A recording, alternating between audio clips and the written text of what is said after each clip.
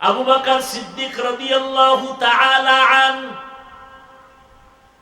রাসূলের বিদায়ের পরে খেলাফতের দায়িত্বে আছেন। অর্থ মন্ত্রণালয় থেকে আবু বকরের যে দায়িত্ব পালন করেন ও বিষয়ে বেতন দেওয়া হয় সরকারি টাকা থেকে। আবু বকর সিদ্দিক রাদিয়াল্লাহু তাআলা আনহু মাস শেষে বেতন নেন, ও দিয়া তার সংসার চলে। একদিন বিবি সাহেবা বললেন, ও স্বামী আমার একটু মিষ্টি খাইতে মনে চায়। আবু বকর সিদ্দিক রাদিয়াল্লাহু তাআলা আনহু বললেন, মিষ্টি খাওয়াবো এই পরিমাণ টাকা আমার কাছে নাই। দেখছেন নি মিয়া, রাজনীতি কারে কয়? ইসলাম শিখায় গেছে শান্তির রাজনীতি, কলহমুক্ত রাজনীতি, যেই রাজনীতিতে মানুষ হত্যা নাই, যেই রাজনীতির মধ্যে জ্বালাও পড়াও নাই, এর নাম হলো ইসলামী রাজনীতি। আবু বকর রাষ্ট্রপ্রধান, নবী নাই, দ্বিতীয় খলিফা আবু বকর, রাসূলের সাহাবাদের প্রথম খলিফা। বেতন নিতেছেন অর্থ মন্ত্রণালয় থেকে সরকারি টাকা। বিবি বলে মিষ্টি খাবো, আবু বকর সিদ্দিক রাদিয়াল্লাহু আনহু বলেন, মিষ্টি খাওয়ানোর মতো কি নাই? কিছুদিন পরে বিবি সাহেবা কিছু টাকা দিলেন স্বামীর হাতে, আবু বকর সিদ্দিকের হাতে। ও স্বামী আমার, এই কিছু টাকা দিলাম, এ দিয়ে আমাকে মিষ্টি কিনে দেন। বিবিও যেমন তেমন বিবি না, স্বামী কামাই করে আর আপনার স্ত্রী ওদিক দিয়া বন্ধু বান্ধবী নিয়ে টাকা চুরি করে করে মার্কেটে দৌড়ায়। আছে না নেই? আল্লাহর কসম, কোটি কোটি টাকাও যদি কোন স্বামী কামাই করে আর স্ত্রী যদি আমানতের খেয়ানত করে, ওই সংসারে কোনদিন কামাইয়ে বরকত হবে না। কয়জনার বউ আছে কামাই কইরা বাসায় গেলে স্ত্রী বলে, তুমি পাও কত, বেশি কেন? হ্যাঁ, স্ত্রী যদি স্বামীরে জিজ্ঞাসা করত, স্বামী আমার তুমি চাকরি করো, বেতন 22,000, 25,000 টাকা, 3,000 টাকা বেশি আনলা কেন? প্রথম মাসে একটা লামসাম জবাব দিয়ে দিল। দ্বিতীয় মাসে যদি ধরে, যদি বলে আমি একজনের বেতন নাইরা দিছি, আল্লাহর বান্দি বলবে না খাইয়া মরবো, ভিক্ষা করব, তারপরও গরিবের বেতন মারা টাকা খাইয়া হারাম নিয়ে কবরে যেতে চাই না। এজন্যই তো নারীদের অবদানের ক্ষেত্রে ইসলাম অধিকার বাড়ায় দিয়েছেন। কারণ একজন আম্মা জানের দ্বারা সম্ভব একটা সংসার সুন্দর করা। এজন্যই তো প্রবাদ আছে, সংসার ধন্য হয় রমণীর গুণে, সংসার ধ্বংস হয় নারীর কারণে। আবু বকর সিদ্দিক রাদিয়াল্লাহু তাআলা আনহুর স্ত্রী কিছু টাকা জমাইয়া বললেন আবু বকরকে, স্বামী আমার আপনার কাছে টাকা নাই, আমি কিছু টাকা জমায় দিলাম, আমারে মিষ্টি কিনে দেন। স্ত্রীও মিষ্টি খাইতে অত আগ্রহী না, এটাও একটা পরীক্ষা চলতেছে। এবার আবু বকর কয়, টাকা নাই, তুমি আলাদা টাকা কই পাইলা? ওই যে আপনি মাসে মাসে বেতন পান না, ওখান থেকে অল্প অল্প করে জমাইয়াই টাকাগুলো আমি বানাইছি। এবার শুনেন আবু বকর কি জবাব দেন। আবু বকর সিদ্দিক রাদিয়াল্লাহু আনহু বললেন, ও বিবি আমার, আমি যে বেতন পাই সংসার পরিচালনার জন্য, এই যে টাকাগুলো তুমি আলাদাভাবে জমাইলা, আজকে আমি বুঝলাম আমার সংসার পরিচালনা এই টাকাগুলো বেশি, এটি আমার লাগে না। আগামী মাস থেকে এই টাকা আমি বেতন থেকে কমায় নিব। আর কে দারব খৌফে হক দার দিল মদম, জান্নাতুল মাওয়া দেহাত রামকা। এর নাম তাকওয়া, এর নাম আল্লাহর ভয়। আর আপনি আল্লাহর ভয় করেন, বিড়িও টানেন, ভয়ও করেন, মানুষের হকও নষ্ট করেন, স্ত্রীর হকও নষ্ট করেন। সব হক আদায় করতে না পারলেও মাশাআল্লাহ সারা রাতে মোটামুটি মোবাইলের হকটা আদায় করি। সারা রাত মোবাইল দেখে দেখে কবিরা গুনাহ, কবিরা গুনাহ, কবিরা গুনাহ। আল্লাহ হেদায়েত দান করুন। ইয়া আইয়ুহাল্লাযীনা আমানুত্তাকুল্লাহ, আল্লাহকে ভয় করো হে মুমিন, তাকওয়া অর্জন করো। তাকওয়া মানে আল্লাহর ভয়। আল্লাহর ভয়ের নমুনা হলো গুনাহ করা, না গুনাহ থেকে বাঁচা। এজন্যই তো নবী বলেন, কালান নবী সাল্লাল্লাহু আলাইহি ওয়া আলিহি ওয়াসাল্লাম, ইত্তাকিল মাহারিম তাকুন আ'বাদান নাস। তোমরা হারাম জিনিস থেকে, অবৈধ জিনিস থেকে নিজেরে বাঁচাও, তো আল্লাহর কাছে তোমার মর্যাদা বেড়ে যাবে। তাহলে তাকওয়ার মূল কথা কি বুঝলেন? বেশি বেশি তাসবিহ টানার নাম তাকওয়া না, বেশি বেশি জিকিরের নাম তাকওয়া না, বেশি বেশি নামাজ পড়ার নাম তাকওয়া না, বেশি বেশি তেলাওয়াতের নাম তাকওয়া না। গুনাহ থেকে বেঁচে থাকার নাম হলো তাকওয়া। নেক আমল করতে পারা বা না পারা নয়তো সফলতা, গুনাহ থেকে বেঁচে থাকাই হলো তাকওয়ার পূর্ণতা। নেক আমল করতে পারি বা না পারি এটা কোনো কামালিয়াত না, এটা সফলতা না। আসল সফলতা নেক আমল করতে পারি বা না পারি ও নিয়ে টেনশন নাই, গুনাহ করব না, এটার নাম তাকওয়া। কারো প্রশংসা পারলে করব, না পারলে চুপ, কারো বদনাম করব না, এর নাম তাকওয়া। কারো গুণগান গাইতে পারলে গাবো, না গাইতে পারলে নাই, বদনাম করব না, এর নাম তাকওয়া।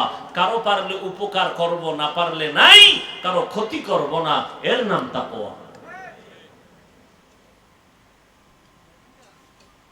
আর এই তাকওয়া মায়ের পেট থেকে কেউ নিয়ে আসে না, এটা অর্জন করতে হয়। কেমনে অর্জন করবা, কই পাবা তাকওয়া? এটা এমন একটা মেডিসিন, ধরাও যায় না, দেখাও যায় না। ধরা যায়, দেখা যায়, থাকে কই? নবী কয় আত-তাকওয়া হা হুনা, কলবে থাকে, কলবে। কই কলব? এটারে আব্বাও দেখে নাই, আমিও দেখি নাই, ধরাও যায় না, দেখাও যায়। তাহলে তাকওয়া অন্তরের জিনিস। এই তাকওয়া দেখাও যায় না, অন্তরও দেখা যায় না। নবী বলেন এই তাকওয়া থাকে অন্তরের ভেতরে। কেমনে তুমি তাকওয়া ঢুকাইবা? ঠিকানা কি? বলে আল্লাহ পাক রব্বুল আলামিন ঠিকানা দিলেন, কুনু মা'আস সাদিকিন। সত্যবাদী যারা, তাদের সাথে সম্পর্ক লাগাও, তাকওয়া মেডিসিন তোমার ভেতরে চলে আসবে। লিকুল্লি শাইইন মা'দিনুন ওয়া মা'দিনুত তাকওয়া কুলুবুল আরিফিন। সমস্ত ভালো জিনিসের একটা গোডাউন আছে, তাকওয়ার গোডাউন হলো আল্লাহ তাআলার যারা আরেফ বান্দা, তাদের কলব। এটা হলো তাকওয়ার গোডাউন। সবার কলব না, আল্লাহর প্রিয় বান্দা তাদের কলব হলো তাকওয়ার গোডাউন। তার সাথে সংযোগ লাগাও, তার কলবের আকর্ষণে তোমার কলবের ভেতরে তাকওয়া ঢুকবে। গুনাহ ছাড়া তোমার জন্য পানির মতো সহজ হয়ে যাবে। তাকওয়া অর্জন করার ঠিকানা দুইটা। এক হলো রমজানের রোজা। ইয়া আইয়ুহাল্লাযীনা আমানু কুতিবা আলাইকুমুস সিয়াম কামা কুতিবা আলাল্লাযীনা মিন ক্বাবলিকুম লাআল্লাকুম তাত্তাকুন। আল্লাহ রমজানের রোজা ফরজ করেছেন তাকওয়া অর্জন করার জন্য। এই এক ঠিকানা। রোজার দ্বারা যেই পরিমাণ তাকওয়া তাড়াতাড়ি অর্জন হয়, অন্য কোনো আমলের দ্বারা এত তাড়াতাড়ি অর্জন হয় না। নামাজের দ্বারাও তো তাড়াতাড়ি হয় না, কারণ নামাজটা আরেকজনকে দেখানোর সুযোগ আছে, রোজার আমলটা মানুষকে দেখানোর কোনো সুযোগ নাই। আপনি যে রোজা, এই মেয়ে আপনারা এরকম করেন কেন? মোনাজাত দিয়ে দেব, আমি খালি হাত দুইটা উঠাবো, শেষ। কি সমস্যা? কি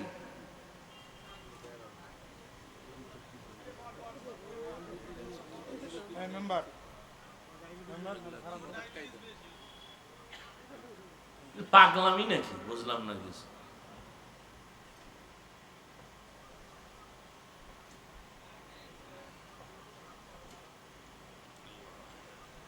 শয়তানে যারে ধরে কাম থুইয়া আকাম করে, মরাডারে মারো কেন, কয় লড়ে কেন। আপনারা বাসায় গিয়ে ঘুমাবেন, যদি কেউ কয় ঘুমামু, ও জীবনের যদি কোনো মিথ্যা থাকে এটা হলো বড় মিথ্যা কথা।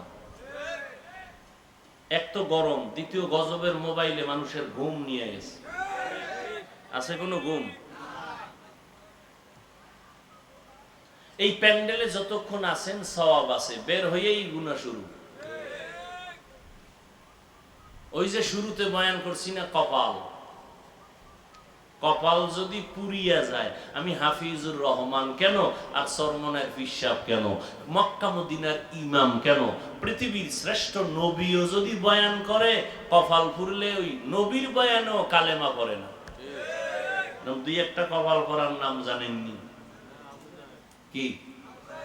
আবু জাহাল।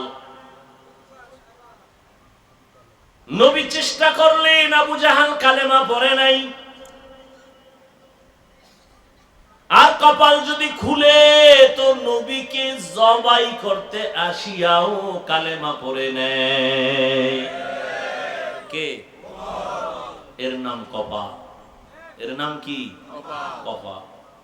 দেখছেননি, একদল ওয়াজে আসে নাই, আমি শুরুতে কিন্তু বলছিলাম, একদল পাক্কা নিয়ত করছিলেন আসবেন, আসতে পারেন নাই। রসুল বলেন নিয়ত ঠিক থাকলে জরুরি কারণে আসতে না পারলেও সওয়াব পেয়ে যাবে। এর নাম কি? আর একদল প্যান্ডেলে বইয়াও কপাল পরা উঠে যায়, এর নাম কপাল। আল্লাহ সবাইকে হেদায়েত দান করুন। ভাইরা আমার, আল্লাহর নিয়ামতের শুকর আদায় করো। নিয়ামত পেয়েছো, শুকর আদায় করিও। মা পাইছো সন্তান, নিয়ামতের শুকর আদায় করো। মা বাবা তোমার জন্য বড় নিয়ামত। ভালো একটা স্ত্রী পাইছেন, বড় নিয়ামত, শুকর আদায় করেন। ভালো স্ত্রী বুঝেননি? আকাশের চাঁদ, ডানা কাটা বড়ি, সুন্দরী, রূপসী, মার্কেটে দৌড়ায়, স্বামীর মালের হেফাজত না করে, খেয়ানত করে, এই ভালো? ওই যে একটা প্রবাদ আছে, নদীর জল ঘোলাও ভালো, বাকি দেখুন না কেন? জাতের মেয়ে কালো ভালো। হ্যাঁ, ওই আল্লাহর বান্দি যে স্বামীর একটা মাল খেয়ানত করে না। স্বামীর মাল বুঝেননি? সন্তান এটাও বড় সম্পদ স্বামীর। স্ত্রী খেয়ানত করে না, সন্তানের আদর্শ শিখানো এটাও আমানত। কারণ একটা সন্তান ভালো হয় মায়ের আদর্শের কারণে, খারাপ হয় মায়ের আদর্শের কারণে। এ কারণেই তো ইমাম গজালি রহমাতুল্লাহ আলাইহি বলেন, প্রত্যেকটা সন্তানের জন্য প্রাথমিক শিক্ষিকা হলো মা। মা সন্তানের যা শিখায় সন্তান তাই শিখে। মা সন্তানের দেডি শিখাইলে তাই শিখবে। মা সন্তানের আল্লাহ শিখাইলে তাই শিখবে। এরে পর্দার আড়ালের আম্মা জান, আপনাদের মর্যাদা অনেক বেশি। এমনি আল্লাহ দেন নাই। এই দুনিয়ায় যত নবী আসছেন আপনাদের থেকে আসছেন, যত ওলিয়া উলিয়া, যত সাহাবায়ে কেরাম আপনাদের থেকে আসছেন। এরে আম্মা জান, এই কারণে আল্লাহ আপনাদের মর্যাদা বাড়ায় দিয়েছেন। আল্লাহর নিয়ামতের কদর করবেন। স্ত্রীর জন্য একজন নেককার স্বামী বড় নিয়ামত, মা বাবার জন্য নেককার সন্তান বড় নিয়ামত। আল্লাহর নিয়ামতের শুকর আদায় করবেন। কয়দিন আর বাহাদুরি করবেন? জীবনে চালাকি তো কম করেন নাই। আমার মাওলা কত চালাকের বাসের চাক্কার নিচে ফালাইয়া দিছে, শেষ চালাকি সেখানে শেষ। আজকে আমি যত বড় বাহাদুরি বক্তা দাবি করি, আপনি বড় যত বড় টাকাওয়ালা দাবি করেন, সাদা কাফনে ঢোকার পরে বাহাদুরি শেষ। ঠিক নেই? বড় কঠিন জিনিস রে বাবা, বড় কঠিন। আজকে কে পীর কে মুরিদ কত সম্মান, যেদিন সাদা কাফনে ঢুকবে কে পীর কে মুরিদ কোন ভেদাভেদ থাকবে, সব একাকার হয়ে যাবে। পীর সাহেবের কাফনের উপরে লেখা থাকবে পীর সাহেবের লাশ। হ্যাঁ, दुनिया में हो दुनिया का तलबगार ना हो, बाजार से गुजर हो खरीदार ना हो। दुनिया में हो दुनिया का तलबगार ना हो, बाजार से गुजर हो खरीदार न हो।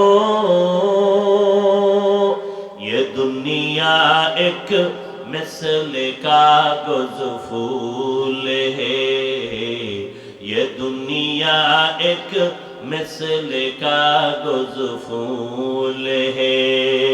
जिंदगी में बंदगी तू करना है, जिंदगी में बंदगी तू करना है, जिंदगी बे बंदगी शर्मिंदा है, जिंदगी बे बंदगी शर्मिंदा है। এরে আল্লাহর গোলাম ও যুবক, কয়দিন আর দুনিয়ায় বাঁচবি রে যুবক? এমন একটা দিন নাই যুবকের লাশের খবর নাই। পানির নিচে যুবকের লাশ, গাড়ির নিচে যুবকের লাশ, ঘুমের বিছানায় যুবকের লাশ। ও আল্লাহর বান্দারা, কত কপাল আমার সামনে দেখলাম, চলে গেল মুহূর্তের ভেতরে। কয়দিন আর বাহাদুরি করবা? একটু চিন্তা করো, কয়দিন আসো, কয়দিন দুনিয়ায় থাকবা, কি নিয়ে কবরে যাবা, আর কি দুনিয়াতে রেখে যাবা চিন্তা করো। আল্লাহর ভয় অন্তরে জমা করে নেও। ওরে আল্লাহর বান্দারা, আল্লাহর মোহাব্বত অন্তরে জমা করো। আল্লাহ পাক বলেন, আল্লাহর প্রিয় বান্দা যারা সাদিকিন তাদের বন্ধু হইয়া থাকো। কতক্ষণ থাকবা? অন্তরে তাকওয়া যতক্ষণ ঢুকবে না ততক্ষণ পর্যন্ত আল্লাহ ওয়ালাদের সোহবত অর্জন করো।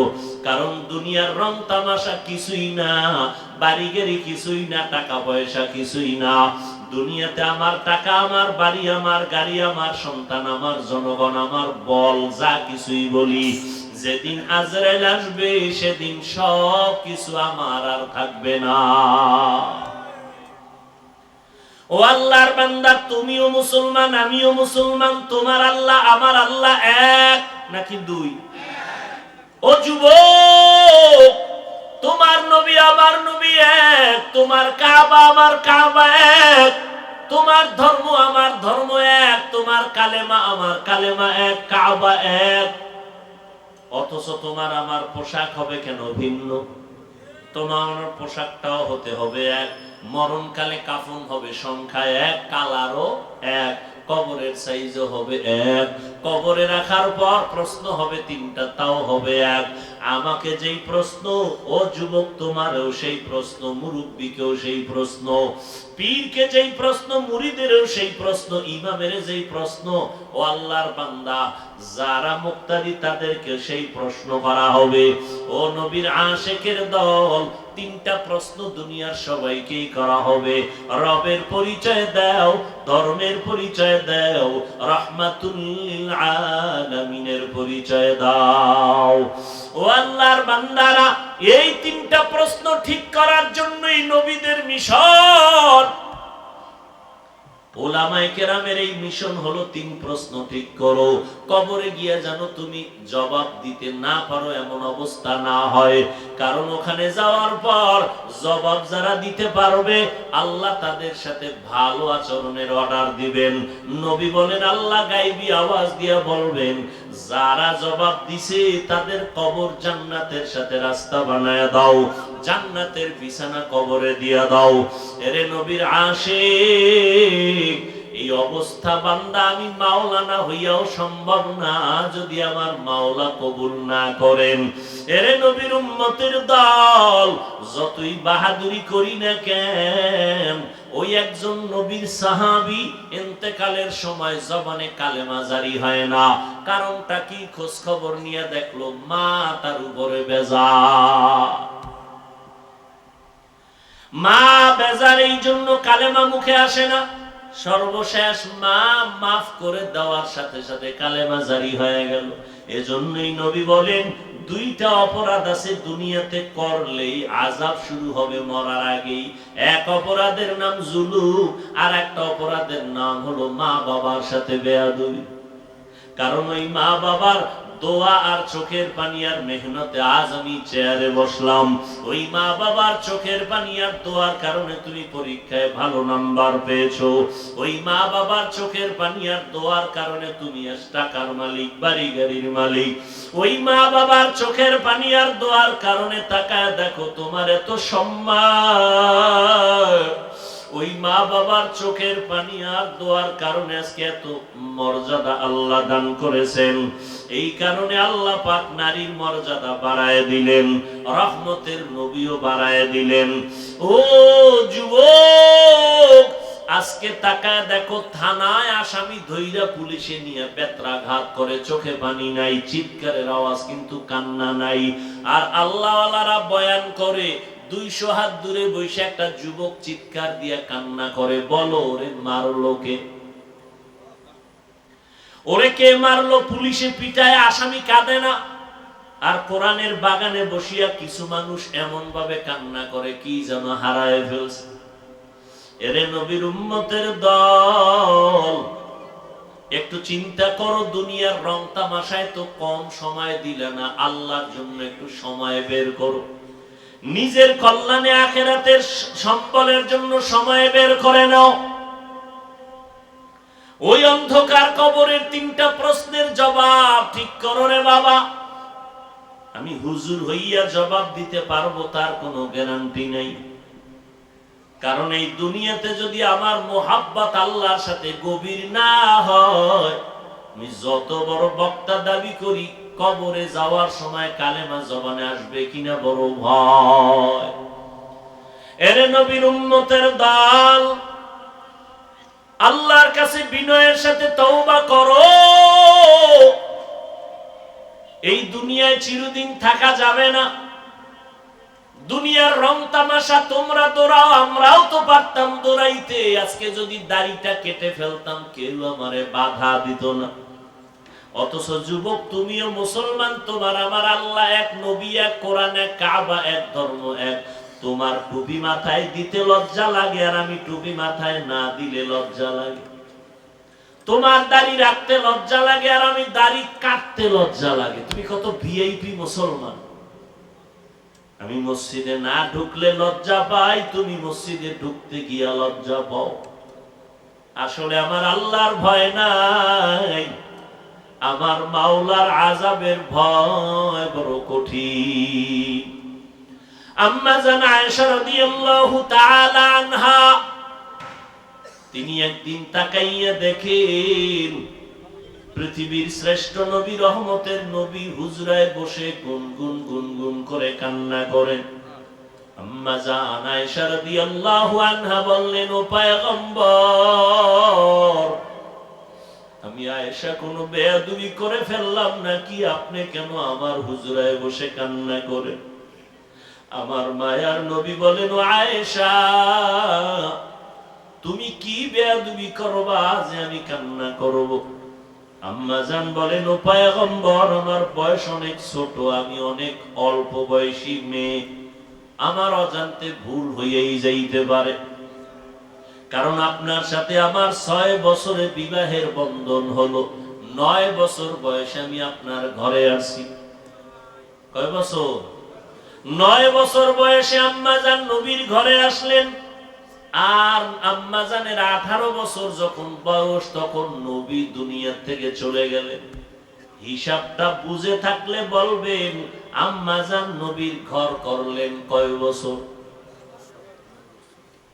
কথা হয় না, মাত্র 9 বছর। এই 9 বছরে নবীর থেকে কি পাইলেন আম্মাজান? 18 বছরের নারী। আর আমগো এলাকার মা, আমগো এলাকার বোনেরা 18 বছরে তো বিয়েই হয় না। আর আম্মাজান আয়েশা রাদিয়াল্লাহু আনহার 18 বছর বয়সে নবী চলে গেলেন, নবীর ঘর করলেন 9 বছর। এই 9 বছরে নবীর সোহবতে কি পাইলেন আমার আম্মাজান? আমার আম্মাজান বলেন আমি 2000-এর উপরে হাদিসের হাফেজা হয়ে গেছি।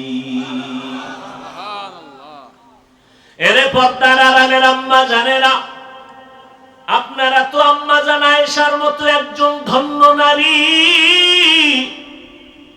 আপনারা তো খাদিজা রাদিয়াল্লাহু আনহার মতো দামি নারী, ফাতেমা রাদিয়াল্লাহু তাআলা আনহার মতো দামি নারী, আপনারা তো ইসমাইল নবীর মা হাজেরা আলাইহা সালামের মতো দামি নারী, ঈসা নবীর মা মারিয়াম আলাইহা সালামের মতো দামি নারী, আপনারা তো বেঈমান ফেরাউনের স্ত্রী, নাম কি? আসিয়ার মতো দামি নারী।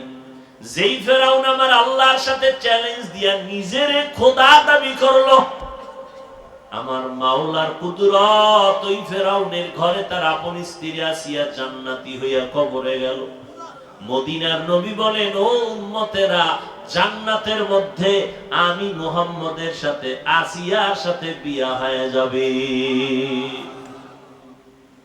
ও পর্দার আম্মা জানেরা, আপনাদের এত সম্মান আল্লাহ দান করেছেন, আপনারা নবীদের মায়ের মতো মা, সাহাবায়ে কেরামদের মায়ের মতো মা, আলেমদের মায়ের মতো মা।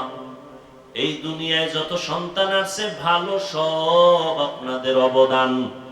আখিরাতের লাইনে হোক, দুনিয়ার লাইনে হোক, মায়ের অবদানের কারণে। চেয়ারম্যান সাহেবের ব্যবহার ভালো, এমপি সাহেবের ব্যবহার ভালো, কোটিপতির ব্যবহার ভালো, ওসি সাহেবের ব্যবহার ভালো, ডিসি সাহেবের ব্যবহার ভালো।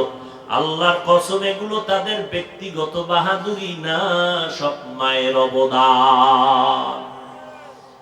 মায়ের অবদানের কারণে সন্তানের আচার আচরণ আদর্শ ভালো। এই জন্য বলি, ও যুবক, মা বাবার দোয়া নিয়ে সামনে আগাও। মা বাবা যখন দোয়া করে আরশে আজিমে যাইতে মাঝখানে কোনো পর্দা থাকে না। আর ওই মা বাবার দোয়া না থাকার কারণে আজকে তোমার মতো কত বান্দা নামাজ পড়ে রাস্তায় গাড়ি চালায়, তুমি কেন পারো না? তোমার কপাল খারাপ।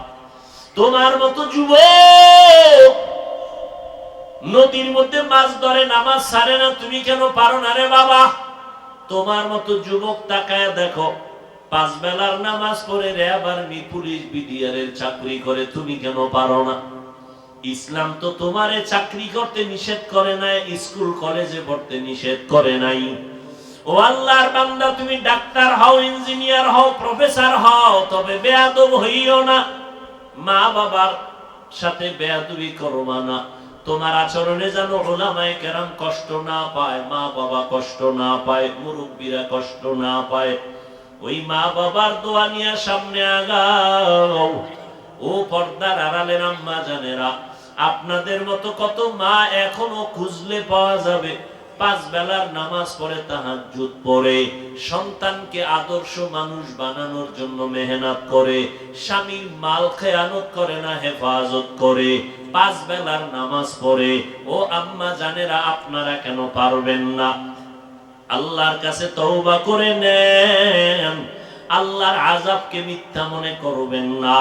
আজকে আমিও প্যান্ট শার্টটাই লাগায় যদি দাড়ি কাইটা রাস্তায় চলতাম, কেউ আমারে বাধা দিত না। এরপরও কত গালি, কত কষ্ট, তারপরেও তো আমরা দাড়ি ফালাই না।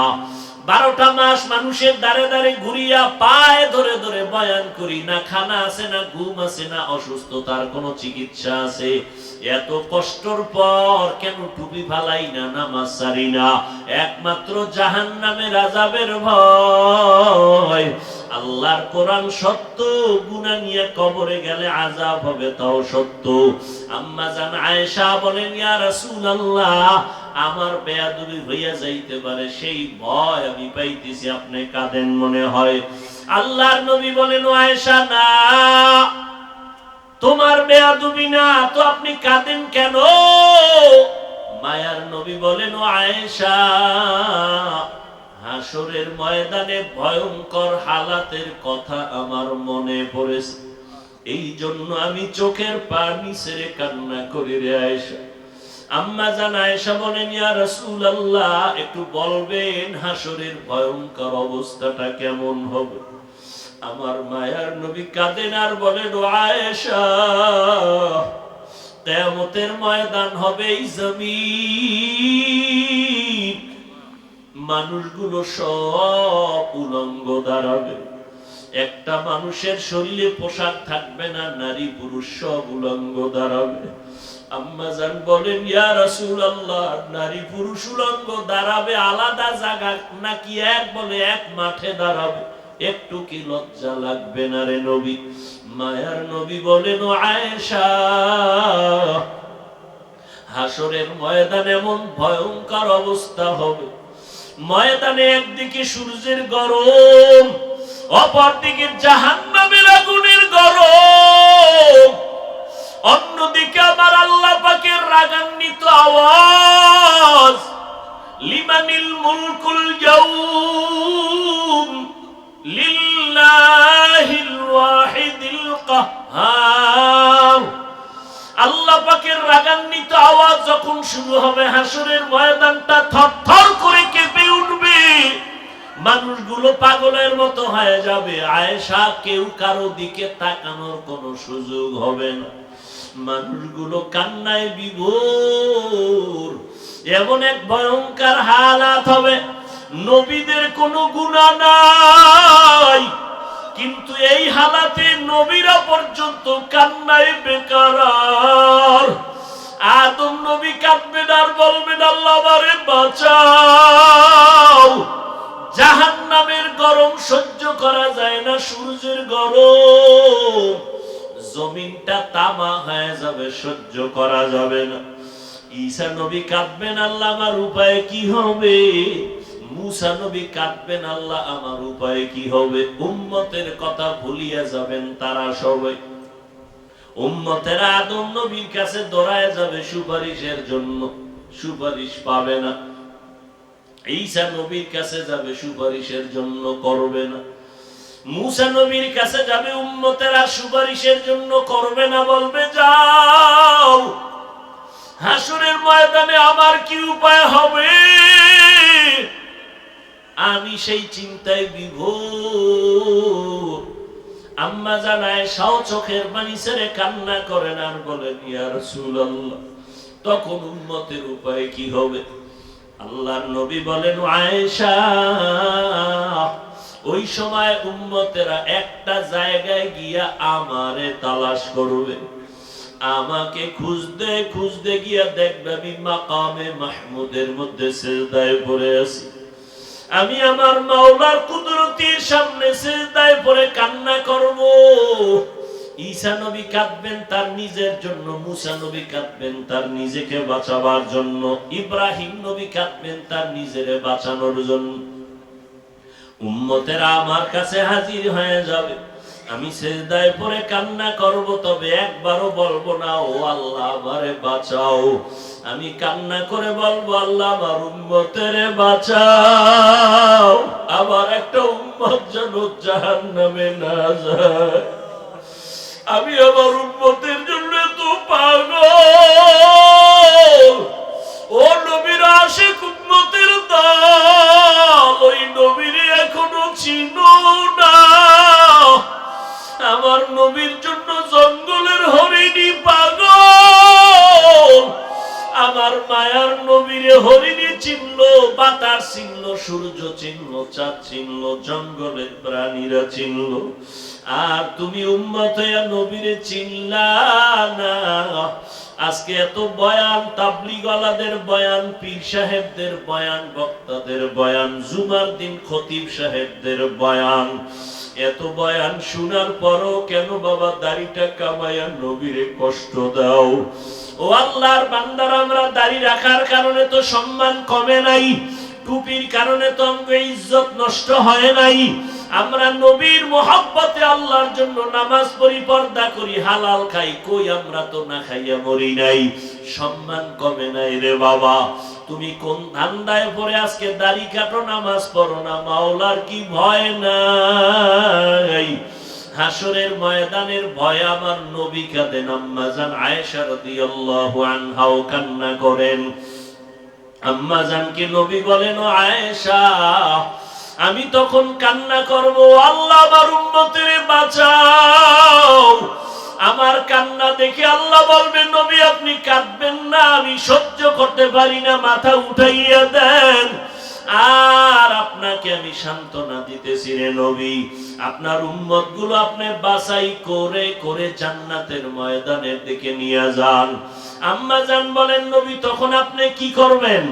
নবী বলেন, তখন আমি খুশিতে আমার উম্মত গুলো ধরে ধরে আমি জান্নাতের দিকে নেওয়ার চেষ্টা করব। আম্মা জান বলেন, ও নবী, হাজার কোটি কোটি কোটি কোটি মানুষের মধ্যে আপনার উম্মত কেমনে চিনবেন? আমার মায়ার নবী বলেন, ও আয়েশা, আমার খাঁটি উম্মত যারা দুনিয়াতে 5 ওয়াক্ত নামাজ পড়তো ওযু বানাইয়া, হাসরের কঠিন সময় আমার উম্মতের ওযুর অঙ্গগুলো নূরের আলোতে ঝলমল করতে থাকবে। আর আমি দেখে দেখে আমার উম্মত গুলো ধরে ধরে জান্নাতের দিকে নিয়ে যাব।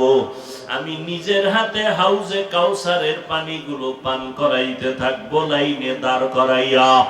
আমার উম্মতের আমার হাতে এক পেয়ালা পানি পান করবে হাউজে কাউসারের, আর জীবনে পিপাসা লাগবে না। হাউজে কাউসারের পানি পান করার লাইনে আমার উম্মতেরা দাঁড়ায়া পানি পান করবে সিরিয়ালে। এক পর্যায়ে দেখা যাবে একদল উম্মতেরা পানি পান করে গেল, আর একদল এখনো বাকি, কিন্তু পর্দা সামনে আটকায় দিল ফেরেশতারা। আমি বলবো, ফেরেশতা, আমার উম্মতেরা লাইনে দাঁড়ানো, পর্দা ফালাইলা কেন বলো? ফেরেশতারা বলবেন, নবী আপনি জানেননি এই উম্মত গুলো যারা এখন পর্দার বাহিরে আছে, আর আপনি দুনিয়া থেকে যাওয়ার পরে আপনার সুন্নাত মানে নাই, বিরোধিতা করত, নামাজ পড়তো না, উলামায়ে কেরাম পাও ধরে ধরে নামাজের বয়ান করত, নামাজ পড়তো না, আলেমের বিরোধিতা, কোরআনের বিরোধিতা, আল্লাহর মহাব্বতের বিরোধিতা, নবীর সুন্নতের বিরোধিতা করত। নবী বলেন, আয়েশা, তখন আমি রাগ অন্তরে আসবে, আমি বলবো, সোহকান সোহকান লিমান গায়্যারা মিন বাদি, তোমরা আমার থেকে ভেগে যাও, তোমরা আমার উম্মত না, আমি তোমাদের নবী না। ও জাগুয়ার মুসলমান, ও যুবকেরা, ও বাবাজিরা, ও পর্দার আড়ালের মা বোনেরা, সাহাবায়ে কেরামরা জান্নাতের টিকিট পাইয়াও মরণ পর্যন্ত কান্নার আওয়াজ, এত আমল, এত ইলম, এত তাকওয়ার পরও তারা কান্না বন্ধ করেন নাই। আর আপনার আমার তাদের তুলনায় কোনো ইলম নাই, কোনো আমল নাই, তাকওয়ার গন্ধ নাই, আবার চোখে কোনো কান্নাও নাই। নিজেও কান্না করি না, কেউ কান্না করবে তাও পছন্দ করি না। নিজেও নামাজ পড়ি না, অনেকে নামাজ পড়ে পছন্দ করি না। কেমন কপাল আপনার, নিজেও দাড়ি রাখেন না, কেউ দাড়ি রাখবে তাও পছন্দ করেন না। নিজেও হালাল খান না, কেউ হালাল ভাবে খাবে তাও পছন্দ করেন না। ওরে আল্লাহর নবী যদি ওই দিন পর্দার বাইরে ফালাইয়া বলে, ভেগে যাও, একটু চিন্তা করেন তখন উপায় কি হবে? আল্লাহর অর্ডার হয়ে যাবে, এদের জাহান্নামের শিকল লাগাইয়া ধরো, এদের জাহান্নামের শিকল লাগাইয়া ভালো করে বেঁধে জাহান্নামের দিকে নিয়ে যাও। ও আল্লাহর বান্দারা, একটু তাকায় দেখেন, এত গরম, দিনের বেলা সূর্যের আলো ছিল, গরম ছিল, রাতের বেলা সূর্য নাই, তারপরে তো গরম সহ্য করা যায় না। ফ্যানের বাতাস, এসি দিয়েও শরীর ঠান্ডা হয় না রে বাবা। এই গরম সহ্য করতে পারি না, একটা মশার কামড় সইতে পারি না, মশারি টানায়া ঘুমাই। আর গুনার কারণে যে জাহান্নামের আগুনের গরম, গুনাহগার হইয়া কবরে গেলে দুই পার্শ্বের মাটির চাপ কেমন করে সহ্য করবা? আল্লাহর কাছে মাথা নত করে তওবা করো। চোখে পানি যদি না আসে আল্লাহকে বলো, আল্লাহ কান্নাওয়ালা চক্ষু দাও। ডানে বামে কোনো কান্নাওয়ালা বান্দা যদি পাও, হাতটা বাড়াইয়া দোয়া নিতে থাকো রে বাবা। কান্নাওয়ালার দোয়া খালি হাতে ফেরত যাবে না। ও আল্লাহ, কান্নাওয়ালা চক্ষু দান করেন। আল্লাহর কাছে তওবা করে নাও। মনের বুঝাও রে মন, আমার মতো কত যুবক দাড়িওয়ালা নামাজি চাকরি করে, স্কুল কলেজে পড়ে, অভাব নাই, আমি কেন পারি না? আমার মতো কত বান্দা চোখের পানি ছেড়ে কান্না করে, আমার চোখে কেন পানি নাই? ও যুবক, ওই মা বাবার হয়তো বরদোয়া লাগছে, তাড়াতাড়ি মাপ চাও। যার মা নাই, বাবাও নাই, কবরের কিনারায় গিয়া চোখের পানি ছেড়ে দোয়া করো। এই ঈদের আনন্দ চলে গেল, কত সন্তান মা বাবারে পাশে নিয়ে ঈদের আনন্দ ভাগাভাগি করলো। আর একদল বান্দা বড় ইয়তীম। এই ঈদের আনন্দে সবার মুখে হাসি, কিন্তু ইয়তীম বান্দার চোখে পানি, মুখে কোনো হাসি নাই। বাবা বলিয়া ডাকতে পারে না, মা বলি একবার ডাক দিতে পারে নাই। ওই মা বাবা হারায় তিমিরা চোখের পানি ছেড়ে দোয়া করিও। আর যার মা বাবা বেঁচে আছে বাসায় যাইয়া দোয়া চাইও। মাকে গিয়া বলি, ওরে মা, আজকে দেখলাম ওয়াজের প্যান্ডেলে কত বান্দা চোখের পানি ছেড়ে মোনাজাত করলো, আমার চোখে পানি নাই, গুনার কারণে বুঝি আল্লাহ বেজার।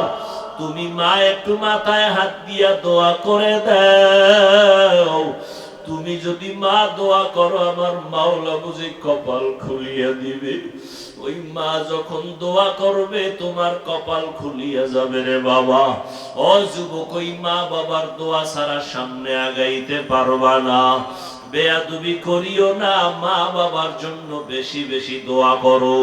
মা বাবার দোয়া নিয়ে চলার চেষ্টা করো। অন্তর থেকে তওবা করে নাও। মনে মনে আল্লাহকে ডাকো আর বলো, হে মালিক, আমার মতো গুনাহগার কেউ নাই। আজকে থেকে তওবা করে নিলাম, আর নামাজ ছাড়বো না, বেপরদায় চলবো না, মা বাবার আর কোনোদিন কষ্ট দিব না। ওলামায়ে কেরামের পরামর্শ নিয়ে নবীর তরিকা মানিয়া চলবো।